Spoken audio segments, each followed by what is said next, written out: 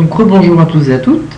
Je vous avais laissé tout à l'heure sur la barre de chargement du système Fedora. Maintenant ce chargement est terminé. Voilà, donc vous devez avoir exactement le même message que moi. Félicitations, vous avez réussi à installer le système. Donc maintenant, hop, on va cliquer sur redémarrer. Voilà, puisqu'on demande de redémarrer l'ordinateur, ce qui peut sembler logique. Et donc maintenant le système a fini d'être installé. Donc vous allez voir, voilà, hop, donc là vous appuyez sur n'importe quelle touche. Donc vous voyez ce que vous avez eu à installer durant l'installation du système Fedora.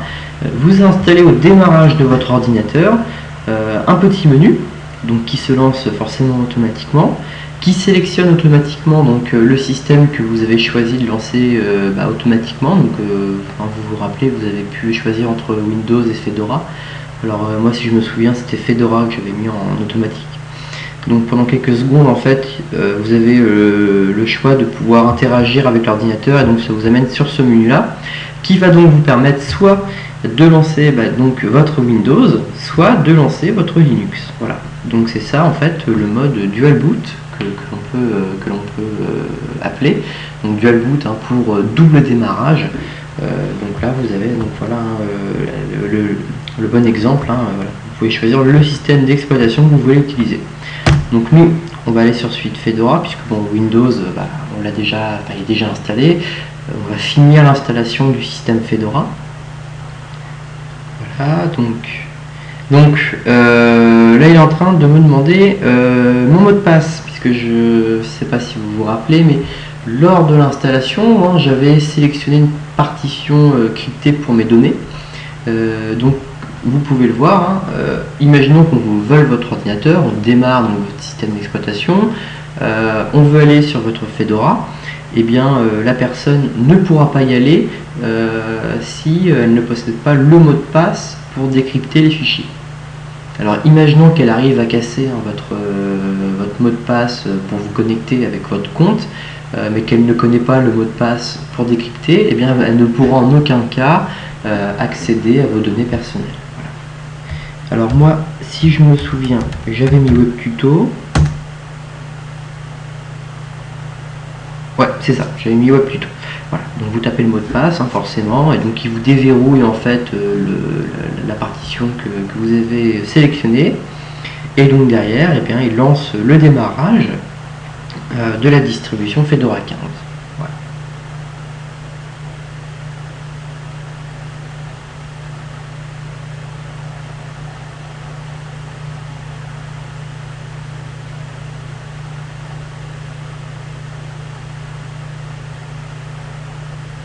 Voilà. Alors, vous arrivez sur ce menu. Donc ce menu, vous ne le verrez qu'une seule fois.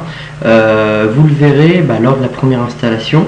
En fait, une fois qu'il a installé le système, il va vous demander 2-3 petits trucs qui sont utiles la première fois et qui derrière en fait vous permettront d'utiliser au mieux votre ordinateur.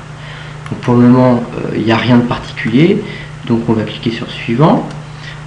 Donc là, il vous informe sur la licence, donc je vous laisserai lire le sujet. Donc derrière, on passe sur un module de création d'utilisateur. Donc moi, je vais en créer un. Je vais l'appeler web tuto. Voilà, mon mot de passe, ça va être web tuto. Voilà, il est très faible comme mot de passe, et oui, mais bon. On va quand même faire avec. Voilà. Avancer, qu'est-ce que c'est? Ah oui, c'est en fait ça vous met sur le gestionnaire pour créer les utilisateurs que vous pourrez avoir ensuite dans Fedora. Bon, c'est pas super utile forcément de l'avoir.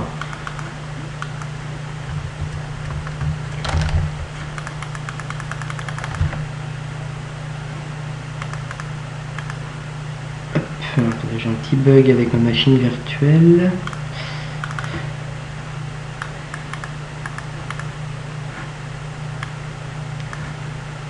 Ça c'est embêtant, elle répond plus. Bon, hop. Je vais la relancer.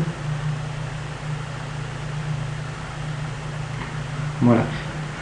On retrouve le menu qu'on avait tout à l'heure, donc qui lance automatiquement le Linux, puisque c'est l'option qu'on lui a précisé. Voilà, donc là il me redemande le mot de passe.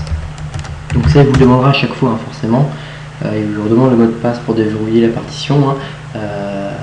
Forcément il le redemandera à chaque fois.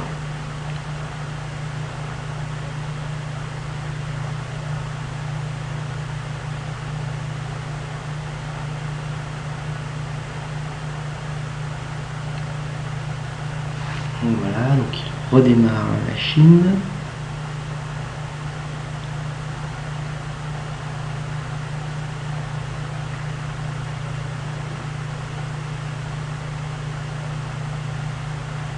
Voilà, donc suivant, voilà. Donc l'utilisateur WebTuto, mot de passe très faible WebTuto, oui je sais.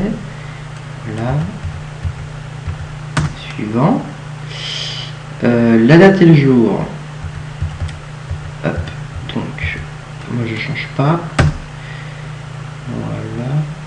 Profil matériel. Donc, il vous propose en fait d'envoyer ça pour avoir des informations sur le type de PC qu'utilise le système Fedora. Bon, c'est type de l'envoyer ou pas de l'envoyer. Moi je ne le considère pas, je n'en vois pas.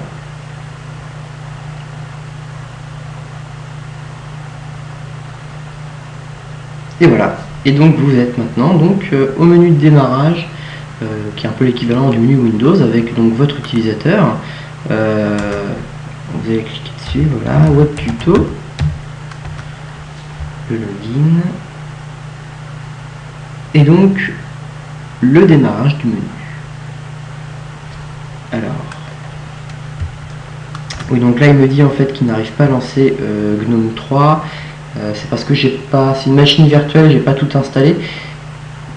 Il y aura de toute façon un autre tutoriel consacré à Fedora 15, mais là à l'utilisation du bureau et un petit peu à la découverte de GNOME 3 justement, ce nouveau système de fichiers. Voilà. Mais donc là actuellement vous avez donc réussi. On va refaire quelque chose, vous allez voir, c'est hop, on va redémarrer. Bon, un petit peu brutalement, mais on va redémarrer l'ordinateur et vous allez voir que là on va sélectionner donc hop, on va sélectionner Windows 7 et vous allez voir que il va se lancer. Voilà, démarrage de Windows. Donc vous voyez, hein, vous avez bien à la fois un Windows sur votre ordinateur et vous avez aussi à la fois un système Linux. Voilà. Donc ça vous permet de faire cohabiter donc deux systèmes d'exploitation différents. À savoir que bon là on a fait du Windows et du Linux, mais vous pouvez très bien faire deux Linux différents, mais vous pouvez aussi très bien faire deux Windows différents. Si vous avez, je ne sais pas pourquoi, mais imaginons vous avez besoin d'un Windows XP pour faire tourner une application particulière, vous pouvez très bien installer sur une partie un Windows XP, sur une autre partie un Windows 7. Alors par contre dans ce cas-là, ce qui est fortement conseillé, c'est au niveau Windows, hein, c'est toujours d'installer la version la plus récente en premier. Je m'explique, vous installez par exemple un Windows XP, derrière vous allez chercher à installer un Windows 7, étant donné que l'ancienne version c'est du Windows XP, vous allez forcément être un petit peu embêté, parce que pour lui en fait il va vouloir mettre à jour le Windows XP. Donc c'est toujours un petit peu plus compliqué. Donc moi je vous conseille d'installer d'abord le Windows 7 et après le Windows XP. Pareil, Windows 7, Windows Vista, et alors pour ceux qui veulent aller encore plus loin, du Windows 98, du Windows 95, si vous voulez. Et donc voilà, donc c'était la deuxième partie, donc forcément plus courte de ce tutoriel, mais donc voilà, vous avez pu voir comment installer deux systèmes d'exploitation différents sur un même ordinateur. Voilà, à bientôt pour un nouveau tutoriel.